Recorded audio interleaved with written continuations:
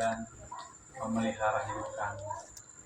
Kami bersyukur Tuhan pada malam hari ini, di mana ada waktu yang indah, ada waktu yang baik bagi kami, sehingga kami bisa berkumpul, kami bisa bersekutu bersama-sama memuji Tuhan sebagaimana perintah-Mu, supaya kami jangan jauh dari pertemuan-pertemuan ibadah kami, melainkan kami semakin tekun dan semakin lebih lagi bersungguh-sungguh melakukannya.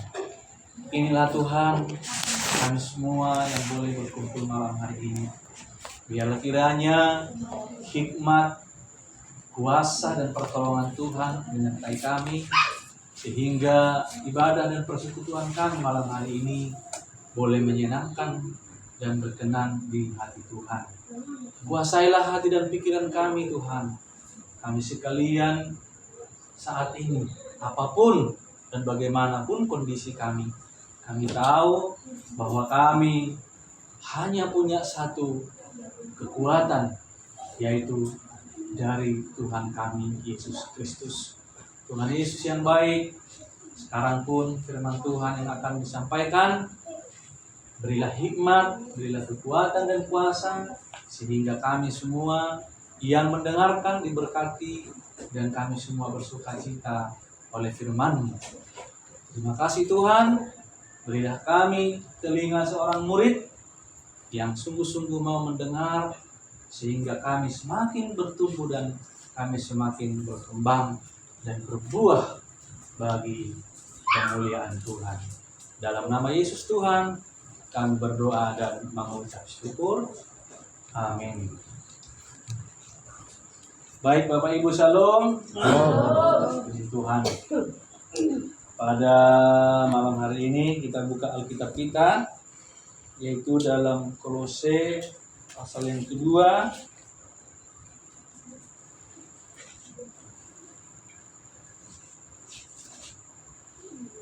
ayat yang ke-6 dan 7. Kolose pasal yang kedua, ayat 6 dan 7.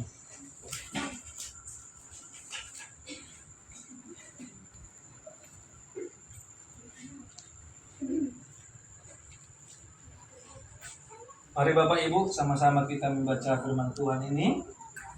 2, 3 ya. Kamu telah menerima Kristus Yesus Tuhan kita, karena itu hendaklah hidupmu tetap di dalam Dia. Hendaklah kamu berakar di dalam Dia dan dibangun di atas Dia.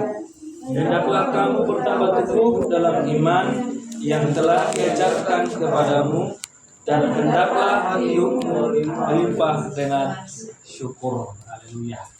Inilah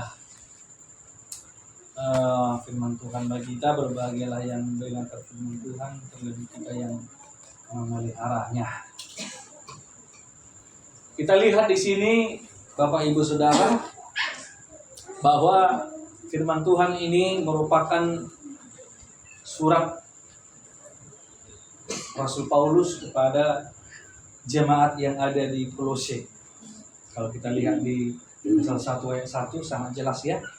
Dari Paulus, Rasul Kristus Yesus, atas kehendak Allah, dan Timotius saudara kita, kepada saudara-saudara yang kudus dan yang percaya dalam Kristus di Kolose.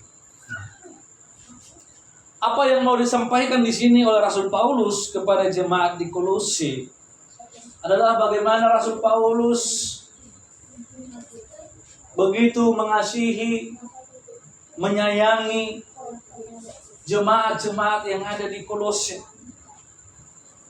Dia mengalami berbagai-bagai pergumulan dalam setiap pelayanannya. Di mana-mana Rasul Paulus melayani, ia mengalami banyak tantangan dan pergumulan. Tetapi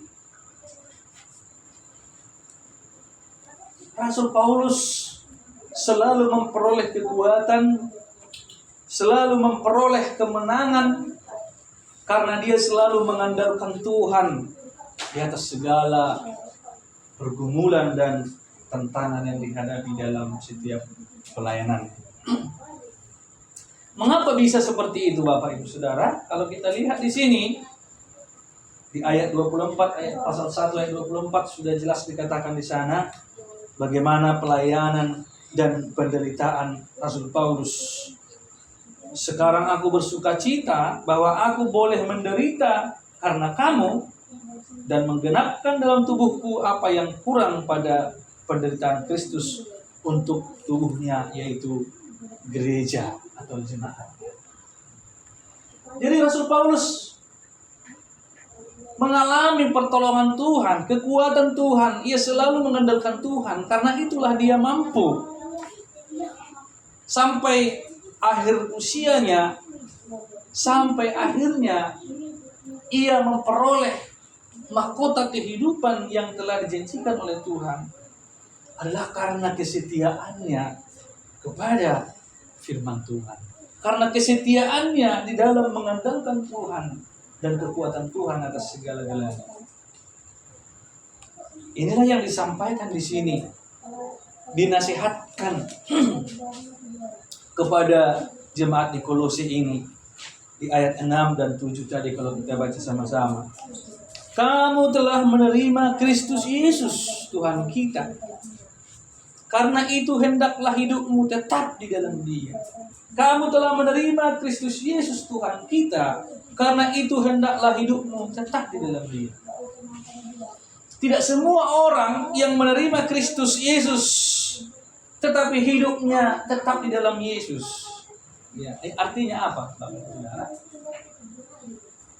Banyak juga orang yang mengaku percaya kepada Yesus, yang beribadah kepada Yesus, orang Kristen disebut, tetapi hidupnya tidak tetap di dalam Kristus. Hidupnya tidak benar-benar tinggal di dalam Kristus, tetapi hidup menurut dirinya sendiri, hidup menurut keinginannya sendiri. Makanya dikatakan di sini, kamu telah menerima Kristus Yesus Tuhan kita. Karena itu hendaklah, ya, ini perintah sekaligus nasihat. Hendaklah hidupmu tetap di dalam Dia. Hidupmu. Apa artinya hidup itu? Ya, kalau kita ditanya apa artinya hidup, apa sih artinya hidup itu? Apakah sekedar kita bernafas, sekedar kita bisa bergerak, seperti kata ahli-ahli filsafat, sekedar bisa berpikir, bisa merancang? Tetapi hidup itu, Bapak Ibu Saudaraku, sangat luas. Bagi orang Kristen, hidup itu adalah segala sesuatu yang ada di dalam diri kita. Baik perkataan, baik perbuatan, baik tingkah laku. Itulah hidup yang harus kita persembahkan kepada Tuhan. Ya, sekali lagi, hidup adalah segala sesuatu, apa yang kita katakan, apa yang kita perbuat, tingkah laku kita. Itulah hidup yang dimaksud di sini, adalah hidup yang harus tetap ada di dalam Kristus. Karena itu tidak mudah Bapak Ibu Saudaraku kita hidup sebagai manusia baru, yaitu untuk mematikan segala duniawi, mematikan segala hawa nafsu, mematikan segala dosa, keserakahan, mengalahkan segala tipu daya kuasa-kuasa iblis, sakit hati, kegeraman, dendam, amarah, dusta. Itu semua harus kita matikan, harus kita kalahkan apabila kita mau tetap di dalam Kristus. Kolose pasal 3 sudah menyampaikan itu. Ya, menjadi manusia baru harus mematikan segala apapun yang bertentangan dengan firman Tuhan, supaya kita bisa tetap di dalam Yesus. Hendaklah hidupmu tetap di dalam Dia. Kalau kita tetap di dalam Dia, Kalau kita tetap di dalam Kristus, maka hidup kita dikatakan akan menjadi hidup yang berhasil, akan menjadi hidup yang menyenangkan hati Tuhan. Itulah hidup yang diinginkan Tuhan. Hidup kita menjadi hidup yang menyenangkan hati Tuhan. Mungkin kurang menyenangkan bagi orang lain, mungkin kurang menyenangkan bagi sesama, tetapi pasti menyenangkan hati Tuhan. Kalau kita mau, kita harus hidup tetap di dalam Kristus. Bagaimana kita hidup tetap di dalam Kristus? Di ayat 7 itu dikatakan ya. Hendaklah kamu berakar di dalam Dia, berakar di dalam Kristus. Firman ini menggambarkan hidup kita seperti tanaman. Seperti sebuah tanaman atau sebatang tanaman. Di mana berakar itu artinya tertancap ke tanah. Lalu dari tanah itu ia akan menyerap nutrisi, menyerap makanan, menyerap gizi istilahnya ya. Begitulah juga kita orang Kristen. Berakar di dalam Kristus artinya bahwa dari Kristuslah kita menerima segala sesuatu yang perlu bagi kehidupan kita. Tanpa Kristus kita binasa. Tanpa persekutuan dengan Tuhan kita akan hancur. Kita akan rapuh. Kita tidak akan kuat. Kita akan kering. Ibaratkan pohon, Bapak Ibu, kalau tidak ada airnya, tidak cukup pupuknya, tidak cukup unsur haranya yang ada di tanah itu, maka pohon itu lama-kelamaan akan mati. Begitulah juga hidup orang Kristen. Kalau dia tidak berakar di dalam Kristus, tidak tertanam dan tertancap hatinya, perasaannya, kehendaknya kepada Kristus, maka ia sama seperti pohon kering. Ya, sama seperti pohon kering yang sebentar lagi akan ditebang dan akan dibakar.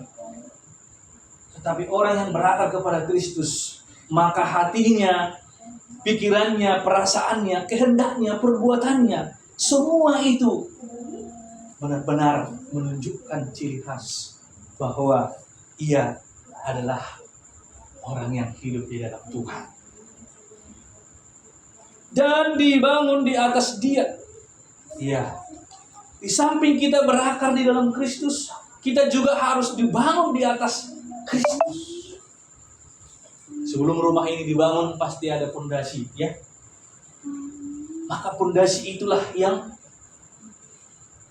mengokohkan satu bangunan, satu rumah. Apa yang menjadi pondasi-pondasi yang kita buat untuk sebuah rumah? Tentu adalah batu. Batu-batu yang keras, yang kuat, yang diikat oleh semen atau coran, ya. Maka di dalam hidup orang Kristen pun sama. Apa yang menjadi pondasi kita, itu akan menentukan hidup kita berhasil atau tidak.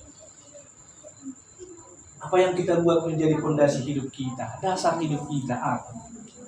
Kalau kita buat dasar hidup kita ego kita, keinginan kita yang harus selalu dipuaskan, keinginan kita yang harus selalu dituruti, hancurlah kita. Kalau kita buat